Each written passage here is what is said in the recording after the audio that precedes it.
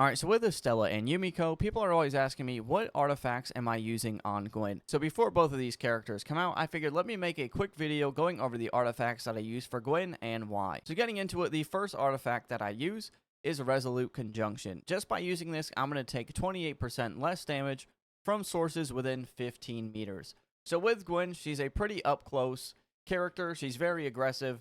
You're usually going to be in a 15-meter radius of enemies pretty much 99% of the time that you're playing her, because you have her movement ability and her supers up close. So having that damage resistance is a nice bonus.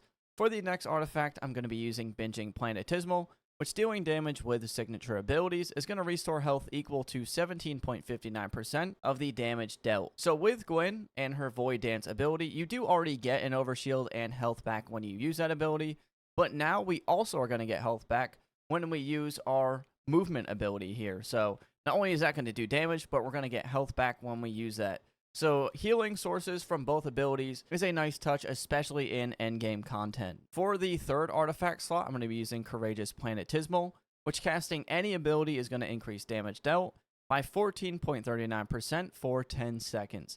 I'm also going to be using Valiant Veil in the fourth slot, which casting movement abilities is going to grant 20% damage bonus for 5 seconds. Now both of these do stack. So what I'll do is I'll show you really quickly here just what the damage looks like with only Valiant Veil on here. So I will use my movement ability.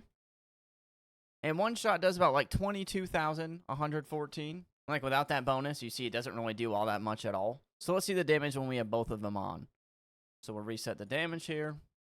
We get about 29,684. So having both of those on does make a difference and helps you get more damage. You're getting damage resistance from the first one, healing from your signature abilities with the second one, so both abilities will heal you, increased damage with the third and fourth column. Honestly, if you want to swap out either of these, I really think the third and fourth ones are the most necessary. You could swap out whatever you feel like it. This is just what I recommend. That is it for this quick, right to the point video on what I use for Gwyn's artifacts and why. This isn't like a full in-depth, guide on how to use Gwyn. I just get a lot of questions on what artifacts I use and why. So I figured I'd make a quick video going over this. If you do like quick, right to the point Destiny Rising content that doesn't waste your time, be sure to like, subscribe, follow. Most people that watch these videos are not subscribed, so if you could subscribe, it would help. I'll see you on the next one. Peace.